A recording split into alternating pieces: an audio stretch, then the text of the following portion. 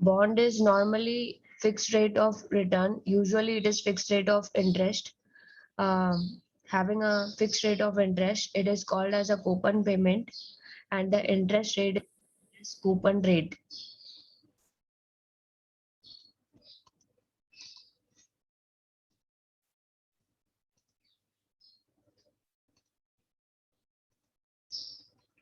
The coupon payment can be either annually or semi-annually.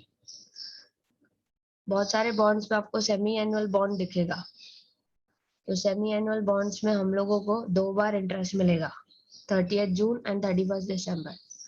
यहाँ कोई भी 2 डेट्स पे एक साल में 2 बार आपको इंटरेस्ट मिलेगा। Bond value is equal to interest upon 1 plus R. यहाँ पे ये 1 प्लस आर जो है, ये इंटरेस्ट रेट जो आपका YTM है उसी को लेना है। जो क्वेश्चन में यील्ड टू मैच्योरिटी दिया होगा उसको आपको यहाँ पे 1 प्लस आर में कंसीडर करना है। जब हम लोग प्रेजेंट वैल्यू निकालते हैं तो इनिशियली आपको इंटरेस्ट मिलता है फ्यू इयर्स में,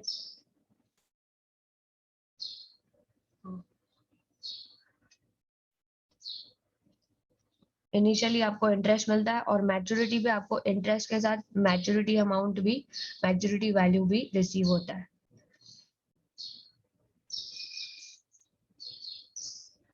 ये सारे फ्यूचर वैल्यूज है। जब हम लोग प्रेजेंट वैल्यू निकालते हैं तो हम लोगों को जो इंटरेस्ट होता है वो रेगुलरली सेम इंटरेस्ट आपको रिसीव होता है। जब आपको फ्यूचर वैल्यू पता है तो आप प्रेजेंट वैल्यू निकाल सकते हो। प्रेजेंट वैल्यू निकालने के लिए आपको ये फॉर्मूला यूज करनी है, 1/1 plus R raise to n। R is the rate of return expected by investor. So present value will be calculated of the bond. Bond value का मतलब है प्रेजेंट वैल्यू। आप बॉन्ड वैल्यू की जगह पे present value of bond भी लिख सकते हो। उसकी आज की value, current value of an amount of money, current value of all the stream of cash flows. ये अलग अलग स्ट्रीम्स है, आपको कुछ फर्स्ट ईयर में मिल रहा है, कुछ सेकेंड ईयर में मिल रहा है। जो प्रेजेंट वैल्यू निकालने के बाद हम लोगों को आंसर आता है उसको हम कंपेयर भी करते हैं। हम लोग मार्केट वैल्यू से उसको कंपेयर करते हैं। मतलब ये वैल्यू आने के बाद हमारा काम वहां पे खत्म नहीं होता है, हम लोगों को इसको कंपैरिजन करना पड़ता है मार्केट वैल्यू से। The formula to calculate the present value is future value. Interest is the future value. Interest of first year. Interest 2, interest of second year. Interest 2 is interest of second year. This is future value at the second year. And what is this R? This is the rate of interest. Percentage divide by 100. जब भी आप R लिखोगे, जो भी question में percentage दिया है उसका R को डिवाइड करना है 100 से। R divide by 100 that is rate of interest, percentage में दिया होगा, डिवाइड बाय 100। n यहाँ पे n है, R n is 1, first year का first time in years. Okay, 1 plus R days to T होगा। ओके, तो यहाँ पे 2 आएगा सेकेंड ईयर का। अगर आप ले रहे हो फ्यूचर वैल्यू, ऊपर अगर फ्यूचर वैल्यू सेकेंड ईयर का है तो यहाँ पे 1 प्लस आर रेज टू 2 आएगा। प्रेजेंट वैल्यू का मतलब क्या होता है, जो आप अमाउंट आज इन्वेस्ट करने वाले हो। ठीक है, आज आप कितना अमाउंट इन्वेस्ट करोगे कि ताकि आपको ये सारे रिटर्न्स मिले। ठीक है, तो this is the present value which you would invest now. आप ये क्यों कैलकुलेट कर रहे हो? What is the aim of calculating the present value of bond? You want to know what amount I should invest now to get this rate of return. If my expectation is 30% or 15%, I will use this formula. The rate of return which I'm expecting, I will divide 1 plus R. Percentage divide by 100 and plus 1. Okay, and raise to n. If it is the first year future value, then divide with first year. If future value is of second year interest, then divide with 1 plus r raised to 2. So present value you have to calculate by this formula. So you will come to know the specific amount of money that you will invest in the bond. Is it clear?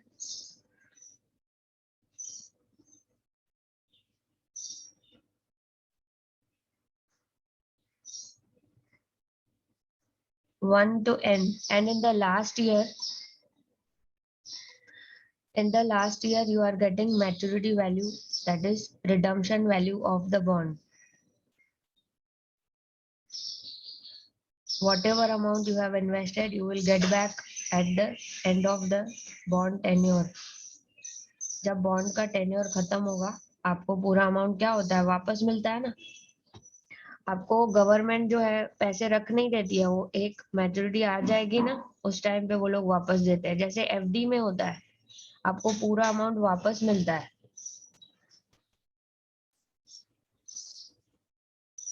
So interest is the future value. Divide by 1 plus interest rate. Okay.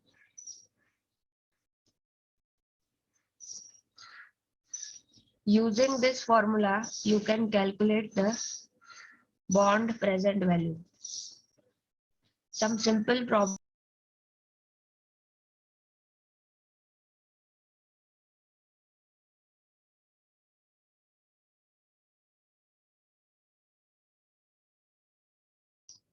Hello.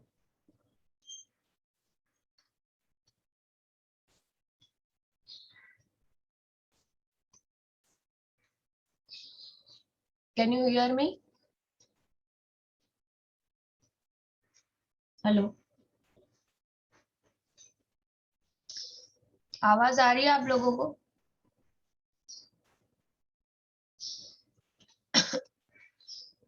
Hello, yes, we can hear you. Okay okay. Wifi का थोड़ा problem था, अभी connect हो गया वापस.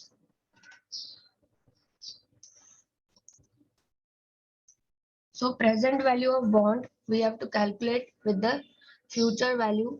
We know the future value. Bond के अंदर हम प्रेजेंट वैल्यू निकाल सकते हैं, लेकिन इक्विटी इंस्ट्रूमेंट्स का प्रेजेंट वैल्यू सर्टेनिटी नहीं होती है. इक्विटी का कभी भी हम प्रेजेंट वैल्यू नहीं निकाल सकते हैं. लेकिन जो बॉन्ड्स होते हैं उसमें सर्टेन इनकम होती है, फिक्स्ड इनकम होती है. जितने भी फिक्स रेट बॉन्ड होते हैं उसका हम लोग प्रेजेंट वैल्यू ऑफ बॉन्ड निकाल के हम लोगों को जो अमाउंट इन्वेस्ट करना है, whatever amount we want to invest, we will come to know with the present value of bond.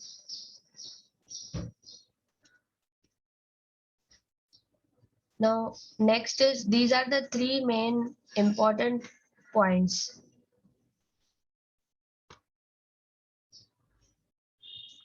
अभी यहाँ पे एक कंफ्यूजन दूर करना है आपका. एक होता है कूपन रेट, जिसको हम लोग इंटरेस्ट रेट बोलते हैं, और दूसरा होता है रिक्वायर्ड रेट ऑफ रिटर्न, यानी एक्सपेक्टेशन ऑफ इन्वेस्टर. जब इन्वेस्टर का एक्सपेक्टेशन उसके कूपन रेट के जितना ही होता है, इक्वल होता है, when the expectation of investor is equal to the coupon, then the fair value, that is present value of the bond will be at par, that is 1000. जब आपका expectation भी उतना ही है और आपको उतना ही कूपन मिल रहा है, तो आपका जो फेयर वैल्यू होता है बॉन्ड का, वो हमेशा पार वैल्यू आएगा. जब आप प्रेजेंट वैल्यू इस फॉर्मूला से कैलकुलेट करोगे, जब आर भी सेम होगा और इंटरेस्ट रेट भी सेम होगा, रेट ऑफ इंटरेस्ट भी सेम होगा, और नीचे जो रिक्वायर्ड रेट ऑफ रिटर्न से आप डिवाइड कर रहे हो वो भी सेम है, तो आपका ये जो वैल्यू आएगा ये 1000 आएगा. तो फर्स्ट पॉइंट में फ्यूचर वैल्यूज कूपन रेट की इक्वल है उसके रिक्वायर्ड रेट ऑफ रिटर्न से, यानी ऊपर न्यूमरेटर में भी कूपन 6% है और नीचे भी आपने 1 प्लस 0.06 रेज टू 1 किया है. दोनों में 6% ही है, यहाँ दोनों में 8% है. Coupon is also 8%, and required return of investor is also 8%, then the present value of bond will be equal, that is 1000. Next point, when the required rate of return is more than coupon rate. ऐसे भी बहुत सारे investors हैं जो invest करते हैं 13% bond में, लेकिन एक्सपेक्टेशन रखते हैं 14% हमें कमाना है. I want to earn 14%. This is my expectation. Now, when investor is having greater expectation, more than the coupon rate, then the fair value of the bond will be at discount. अगर जिस bond का 13% interest मिल रहा है आपको, every year you are getting future value of 13%. This is constant 13% coupon you will get. But investor, he wants to earn a 14% return from the investment in the bond. तो उसको ये bond discount में खरीदना है, इसलिए ये बोल रहा है कि मुझे 14% रिटर्न चाहिए. तो हमें ये कैलकुलेट करना है कि ये कौन से रेट पे खरीदे, what amount he should invest to get 14% return. This can happen when you expect more from the bond, you want to buy at a discount. And how much discount you have to calculate. You want to buy the bond at 953.67 to get 14% return from the 13% coupon bond. Is it clear? तो ये confusion दूर होना चाहिए कि required rate of return क्या होता है और कूपन ऑफ बॉन्ड क्या होता है. कूपन जो है वो आपको रेगुलरली मिलता है. फर्स्ट ईयर में 2 times मिलेगा इंटरेस्ट, सेकेंड ईयर में twice you will get interest. तो 13 का आधा करेंगे 6.5 6.5, तो 2 बार इंटरेस्ट मिलेगा आपको हर साल, वो कांस्टेंट है. 14% कमाना है. कमाने की चीज अलग होती है. कमाने का जो मेन होता है, एम होता है ना, पर्पस, किसी का होता है 15% मिनिमम हम लोग को अर्न करना है, किसी को होता है 20% अर्न करना है. तो जितना ज्यादा उसका एक्सपेक्टेशन है उतना ज्यादा उसको डिस्काउंट में बॉन्ड खरीदना पड़ेगा. he has to wait for the right price or otherwise he has to select some other bond. अगर कोई बॉन्ड में डिस्काउंट नहीं आ रहा है तो उसको ये छोड़ के दूसरे बॉन्ड्स में देखना पड़ेगा जिसमें डिस्काउंट भी है और वो इतना 14% उसको रिटर्न मिल रहा है. Okay, so he has to buy the bond at a deep discount to get 1% extra returns from the bond. Point number 3. When the required rate of return is less than the coupon rate, the bond value would be more than its par value. इसमें बिल्कुल उल्टा, आपका expectation कम है और coupon आपको जो मिल रहा है वो भी ज्यादा है. When coupon rate is greater than the required rate of return, investor का एक्सपेक्टेशन सिर्फ 13% है. Investor is expecting only 13% from the bond, but he is getting a coupon of 15%. इसका टारगेट क्या था इन्वेस्टर का? सिर्फ मुझे 13% अर्न करना है, बट ही इज गेटिंग 15%. ऐसा बॉन्ड हमेशा प्रीमियम पे ट्रेडिंग करता है. The fair value of bond will be at premium, that is 1079. ये प्राइजेस हमें खुद कैलकुलेट करनी है. 1079 हम खुद कैलकुलेट करेंगे आगे के स्लाइड्स में. ठीक है, तो ये आप नोट कीजिए तीनों पॉइंट्स.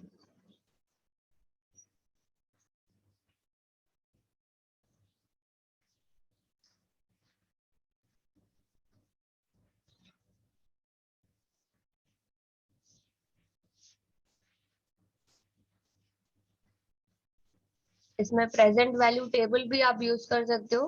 रेट एंड पीरियड का जो टेबल होता है ना, न्यूमरेटर सॉरी पीरियड जो टेबल होती है ना, अपेंडिक्स टेबल प्रेजेंट वैल्यू की, वो भी दी होती है. लेकिन वो यूज करने से अच्छा आप खुद कैलकुलेट करना सीखो. कैसे करेंगे? 1/1 + R रेज टू n। जो भी अमाउंट है उसको मल्टीप्लाई करना है 1/1 plus r bracket close raise to n। Time value of money के चैप्टर में ये सारे फ्यूचर वैल्यूज का प्रेजेंट वैल्यू निकाला जाता है। ओके, ये टाइम वैल्यू ऑफ मनी के अंदर चैप्टर के अंदर सब आता है। How to calculate the present value of a sum of money.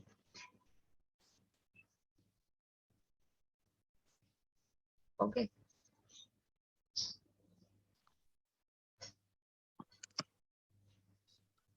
तो अपेंडिक्स टेबल होती है, उसको भी यूज कर सकते हैं, या फिर हम लोग यहाँ पे फॉर्मूला लगा के 1/1 plus r raise to n। ये फॉर्मूला फ्यूचर वैल्यू अगर फर्स्ट ईयर का है तो उसको फर्स्ट ईयर से डिस्काउंटिंग करेंगे 1/1 प्लस r रेज टू 1। अगर सेकेंड ईयर की फ्यूचर वैल्यू है तो 1/1 plus r raise to 2। This is a simple formula for present value.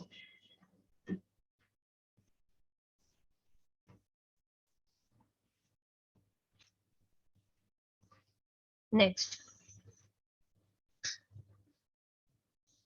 find out the value of bond with 8 years maturity and face value is 1000. The bond is having a face value of 1000, okay, and the coupon rate is 13%. सिर्फ आपको क्या करना है, एक minute है, यहाँ पे है, एक स्टूडेंट को लेना है, फेस वैल्यू को कूपन रेट से मल्टीप्लाई करना है। Face value of bond multiplied by coupon rate 1000 का 13%।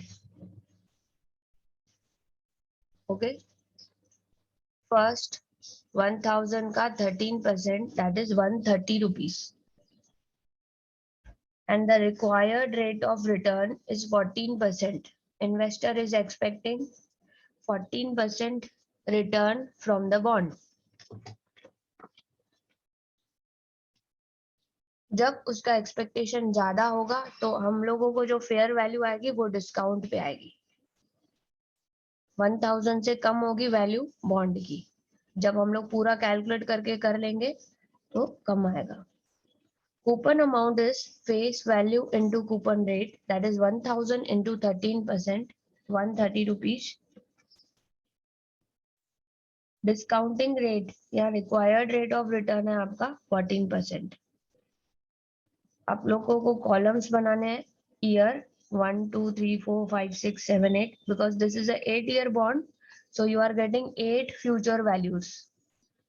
Okay, you are getting 8 future values.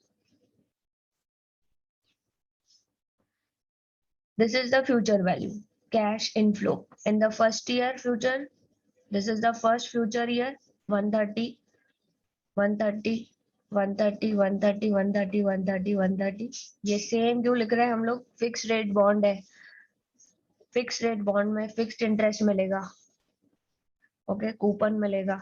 Number 8, last year में हम लोगों को जो भी अमाउंट हमने इन्वेस्ट किया ना, 1000 इन्वेस्ट किया, तो वो भी हमें रिटर्न मिलेगा। Repayment of principal amount plus 130 coupon, that is 1130। 8th year में आपको 1130 रिसीव होगा। उसके बाद हम लोगों को डिस्काउंटिंग फैक्टर लेना है। डिस्काउंटिंग फैक्टर कैसे निकालना है? क्वेश्चन में दिया होगा रिक्वायर्ड रेट ऑफ रिटर्न, इसी से डिस्काउंटिंग करनी है। 14 दिया है, 14% है, तो 14% को 100 से डिवाइड करना है। क्या आएगा आंसर? 0.14। जब आप 14% है, इसको डिवाइड बाय 100 करोगे तो आंसर आएगा 0.14। उसको 1 से प्लस करना है, 1 प्लस 0.14, और उसको यहाँ पे डिवाइड करना है। 1 plus 0.14 that is 1.14, 1/1 plus 0.14 bracket close raise to 1, 0.8772। Next, 1/1.14 raise to 2। ये सेकेंड ईयर की फ्यूचर वैल्यू को सेकेंड ईयर से डिस्काउंटिंग करना है, थर्ड ईयर की फ्यूचर वैल्यू को थर्ड ईयर से डिस्काउंटिंग करना है। These are the PV factor, present value factor at 14%. 1/1 plus 0.14 bracket close raised to 3, 0.6750.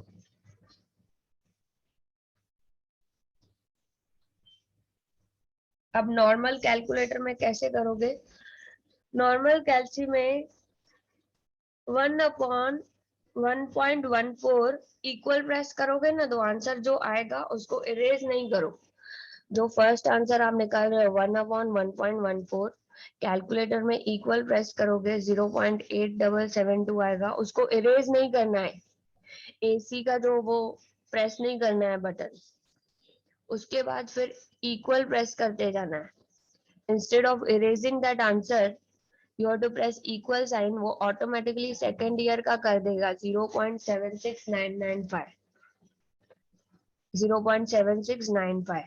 Okay, फिर जो सेकेंड ईयर का आंसर आएगा उसी को इक्वल प्रेस करते जाओ, आगे के आंसर्स आते जाएंगे ऑटोमेटिक। कैलसी खुद ही समझ जाएगा कि आप रेस टू 3 कर रहे हो, 1/1.14 रेस टू 3 कर रहे हो। सिर्फ इक्वल साइन प्रेस करना है, एक बार कैलकुलेट करना है 1/1.14 रेस टू 1 का, तो एक ही बार जो आंसर आएगा 0.8772 आया, उसके बाद इक्वल प्रेस करते जाना है, आगे के आंसर्स आ जाएंगे। देन ये हो जाने के बाद, इतना समझ में आया सबको कैसे निकालना है ये कैलसी में? इक्वल साइन प्रेस करके जाना है और सारे आंसर्स डेसिमल के बाद 4 डिजिट्स लिख के रखना है। Is it clear? Yes ma'am. हाँ, इसके बाद क्या करना है, हमारा ये फ्यूचर वैल्यू है जो कैश एंड फ्लो है, second column. Second column future value है। फ्यूचर वैल्यू को जब पीवी फैक्टर से मल्टीप्लाई करेंगे तो इसकी आज की वैल्यू क्या है, जो 130 फर्स्ट ईयर के एंडिंग में मुझे मिलेगा, जो सेकेंड ईयर के एंडिंग में 130 मिलेगा, उसकी आज की वैल्यू 114 है, उसके बाद 100 है, सेकेंड ईयर की 100 है, थर्ड ईयर की 87 है, फोर्थ ईयर की 76 है। उनकी आज की वैल्यू कैलकुलेट करने के लिए हम लोगों ने ये फैक्टर यूज किया। Cash inflow into present value factor multiply करेंगे 130 into 0.8772, that is 114.036. Similarly, for all the years, we have to multiply with the PV factor.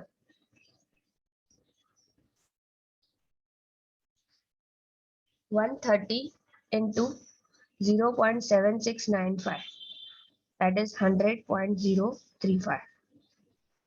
130 into 0.6750, 87.75. 130 into 0.5921, 76.973.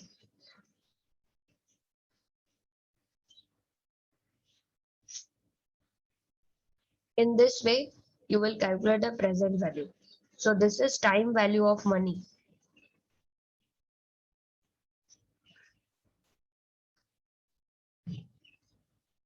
जब हम लोग इन्वेस्टमेंट करते हैं, बॉन्ड के अंदर इन्वेस्टमेंट करते हैं, 1000 हमने इन्वेस्ट किया, initially you have invested 1000, you will start getting interest on 1000, that is 130 every year till 8th year, and in the 8th year you will get the principal repayment. So all these are the future values.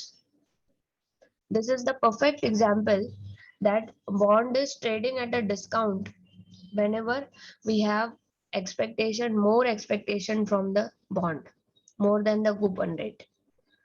Your expectation from the bond is 14%, so you will discount with the 14%. So this is an example of time value of money. You should invest 953.657, not more than this. Okay, anybody wants to invest more than this, they will not receive 14% interest. So in real life, we are using this example in the bank. जब हम लोग FD करते हैं, ठीक है, FD जो करता है उसमें हम लोगों को जो अमाउंट इन्वेस्ट करते हैं उसी पे वो बॉन्ड इशू होता है. It is issued at a par value.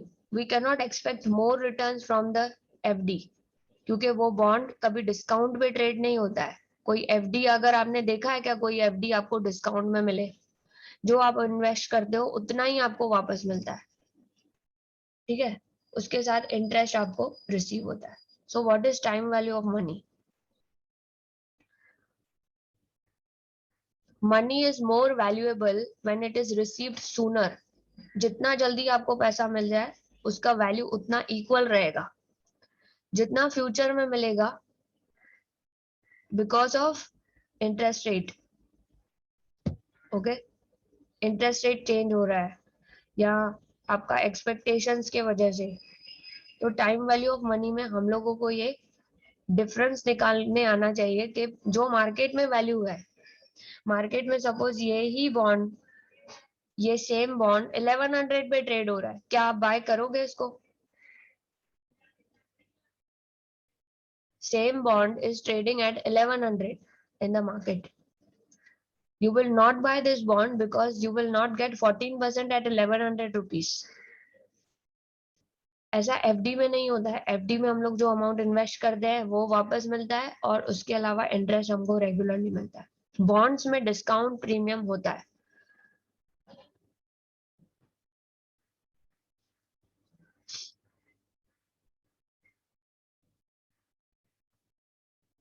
Time has its effect on almost everything. Time की वजह से मनी का जो फ्यूचर वैल्यू है उसका हम प्रेजेंट वैल्यू निकाल रहे हैं.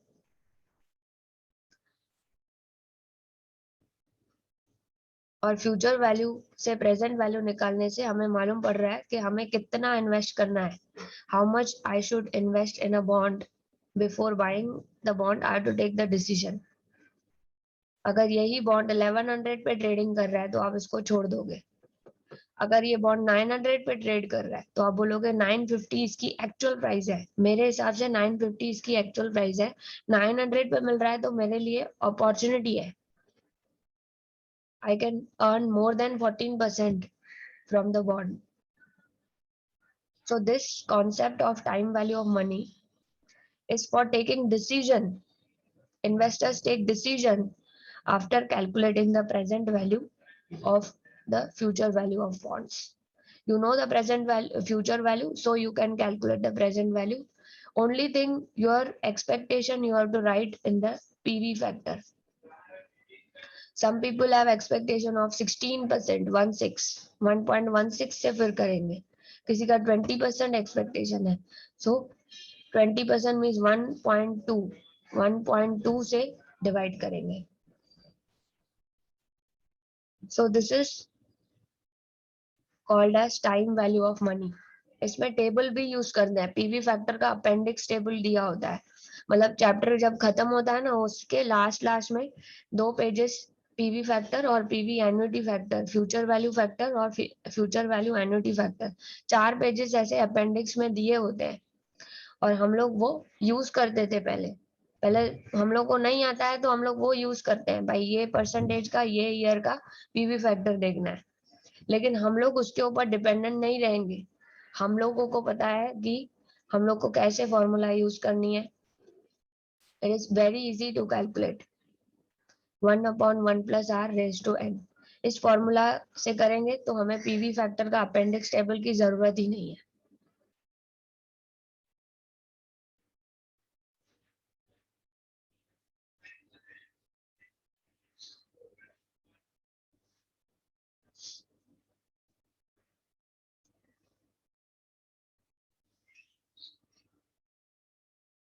जो आज की वैल्यू है उसको क्या बोलेंगे?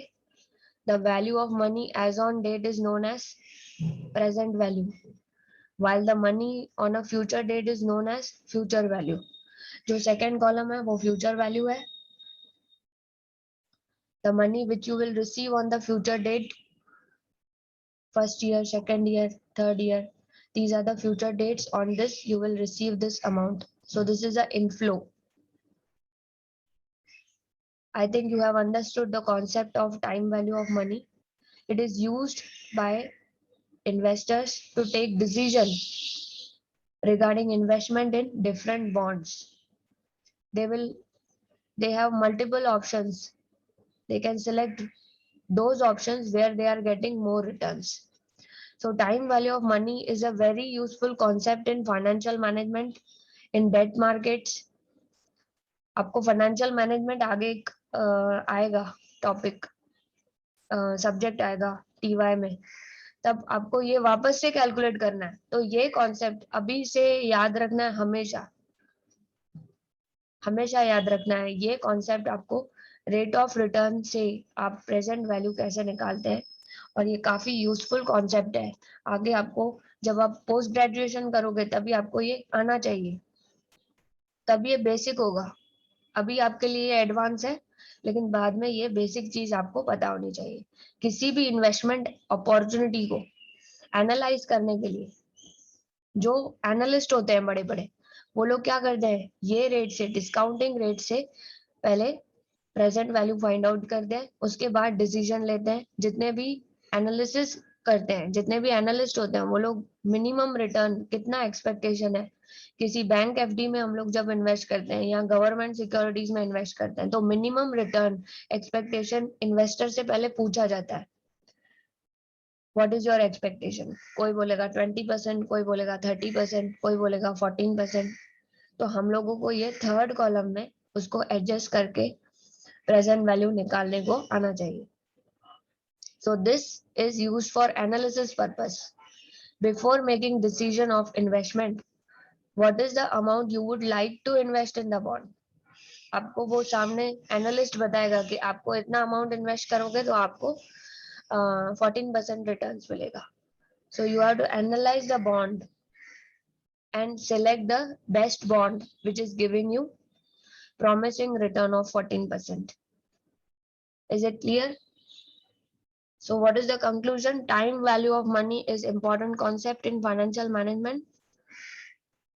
You have to assume that you are investing in the bond at 1000, and you have to take into consideration your expectation.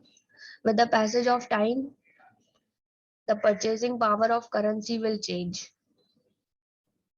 So this is used for calculating the time value of money, for calculating the value of present value of bond. ये जो है 953 value है, ये आपने calculate किया है, ये value आप इन्वेस्ट करोगे. लेकिन मार्केट में इससे ज्यादा वैल्यू होगा तो छोड़ दोगे बॉन्ड को छोड़ दोगे और दूसरे कोई बॉन्ड में उसका एनालिसिस वापस करके उस बॉन्ड को एनालाइज करोगे, फिर वापस से वहां पे अगर कम आई उससे वैल्यू तो आप इन्वेस्ट करोगे. So this is called as discounting factor. PV factor is called as discounting factor.